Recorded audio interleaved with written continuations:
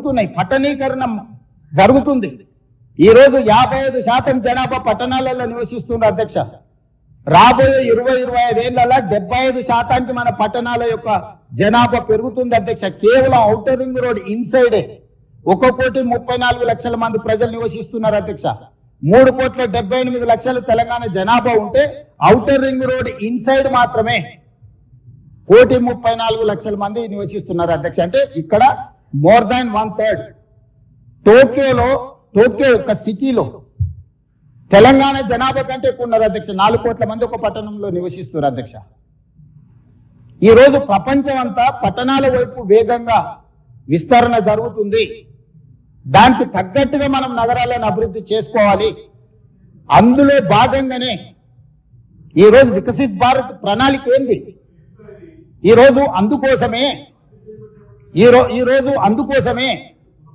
మా ఆయన దుఃఖం చూడు, ఆయన బాధ చూడు, కడుపులో విషము ఎట్లా అంటే కడుపు నిండా విషయం. ఆ మూసీలో ఉన్న కాలుష్యానికంటే వీళ్ళ కడుపులలో అంతకంటే ఎక్కువ విషయం ఉంది అధ్యక్ష.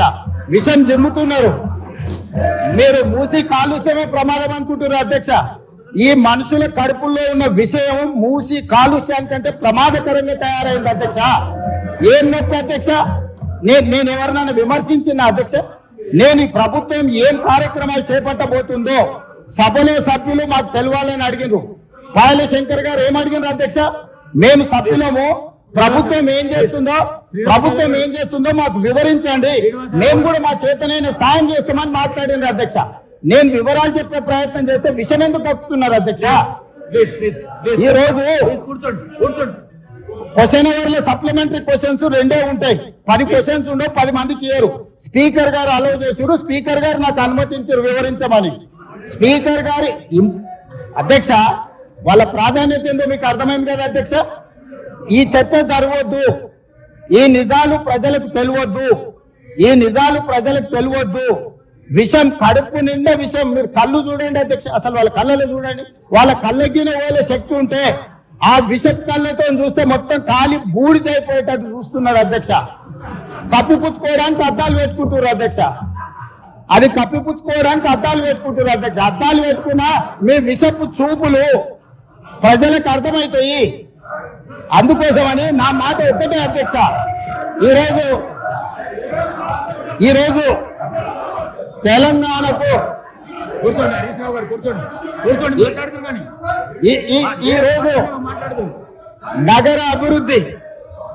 ఈరోజు నగర అభివృద్ధి చేయడం మా బాధ్యత.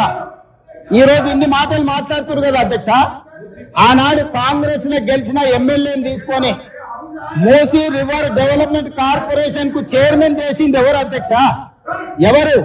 ఈ రోజు వివరాలు చెప్తుంటే ఆ నొప్పేందుకు అధ్యక్ష? మీరు అనుమతి ఇచ్చిన తర్వాత వాళ్ళెవరు అధ్యక్ష ప్రశ్నించనికే? వాళ్ళెవరు సభ్యులు? ఈ రోజు అక్బరుద్దీన్ ఓవైసీ గారు, పాయల శంకర్ గారు, లేకపోతే కాలేరు వెంకటేష్ గారు. ఆ కాలేరు వెంకటేష్ గారినైనా చూసి నేర్చుకోండి, కనీసం ఒక అవగాహన వస్తుంది. స్పష్టంగా నేను అంబర్పేట పోయినప్పుడు చెప్పిండు, 100% అంబర్పేట శాసనసభ నియోజకవర్గంలో మేము మూసీ నది ప్రక్షాళనకు సహకరిస్తాము.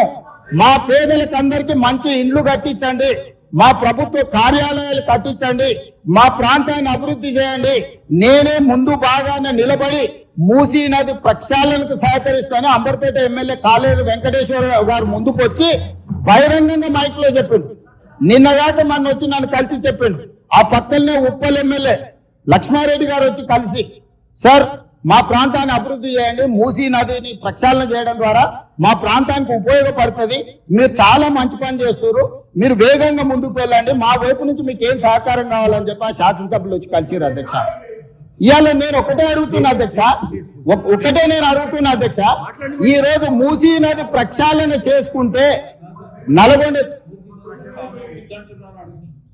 ఈ రోజు మూసీ నది ప్రక్షాళన మేము చేస్తున్నామంటే మీరు చెయ్యాలంటున్నా వద్దంటున్నా? ఒక్క మాటలో చెప్పండి.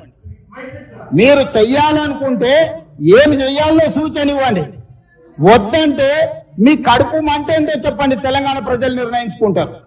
అందుకే ఈరోజు మూసీ నది పరివాహక ప్రాంతాన్ని నైట్ ఎకానమీగా మారుస్తా అని చెప్పిన అధ్యక్ష. పట్టణం అంతా రాత్రి 9 గంటలకు నిద్రపోతే రాత్రి 9 గంటల నుంచి ఉదయం 6 గంటల వరకు మూసీ నది పరివాహక ప్రాంతంలో నైట్ ఎకానమీని రివైవ్ చేసి అక్కడ హోటల్స్, ఆఫీసులు, అదే విధంగా ఫుడ్ కోర్ట్స్, కల్చరల్ యాక్టివిటీస్ వీటన్నిటిని కూడా ప్రపంచ స్థాయి నగరంగా మార్చడానికి నైట్ ఎకానమీని ఓపెన్ చేయబోతున్నామని చెప్పినాం అధ్యక్ష. ఆ ప్రాంతంలో ఉన్న ప్రతి వాళ్లకు, నష్టపోయే వాళ్లకు అత్యధికంగా నష్టపరిహారం ఇచ్చి బ్రహ్మాండమైన కాలనీలు కట్టించిస్తాం అధ్యక్ష. ఈ రోజు వాళ్ళు ఏ పరిస్థితి లేనోళ్ళు, ఏ దిక్కు లేనోళ్ళు, సర్వం కష్టాలలో మునిగేటోడే మూసీ పక్కన పోయి ఇల్లు కట్టుకుంటాడు అధ్యక్ష. మూసీలో ఉండే దోమలు కానీ, కంపు కానీ, అక్కడ ఉన్న వాతావరణం కానీ, శవాలు కొట్టుకొస్తుంటే ఎవరైనా అక్కడ ఉండాలనుకుంటారు అధ్యక్ష. ఏ పేదోడైనా మీరు చెప్పండి అధ్యక్ష. ఒకప్పుడు నందనవనం కట్టింది కదా అధ్యక్ష, మూసీ నదిలో ఉన్న వాళ్ళని తీసుకెళ్లి. ఈ రోజు ఆ ప్రాంతంలో నందనవనం మనం పోయినప్పుడు ఎంతమంది జిల్లాల నుంచి వచ్చిన వాళ్ళు ఉన్నారు అధ్యక్ష. ఎల్బీ నగర్ ఎమ్మెల్యే గారికి తెలుసు, నందనవనం ఆ కాన్స్టిట్యున్సీనే వస్తుంది. ఈ రోజు మూసీ నది పరివాహక ప్రాంతంలో ఉన్న పేదలకు మంచి వసతులు కల్పించి, వాళ్ళ పిల్లలు చదువుకోవడానికి మంచి పాఠశాలలు ఇచ్చి, వాళ్ళకు ఉద్యోగ ఉపాధి అవకాశాలు కల్పిస్తామని మేమంటే లేదు, అది అట్లనే ఉండాలి, తరలించడానికి వీల్లేదు, కట్టడానికి వీల్లేదు, మేము అడ్డం పడుకుంటే మేము నిలువు పట్టుకుంటామన్నారు. మరి మన వర్షాలు వచ్చినప్పుడు పోయి పట్టుకునేది ఉండే అధ్యక్ష, పోలేదు. ఏమి లేనప్పుడు పోయి ఆ పక్కన ఉన్న కాలనీలలో పడుకొని వచ్చింది అధ్యక్ష.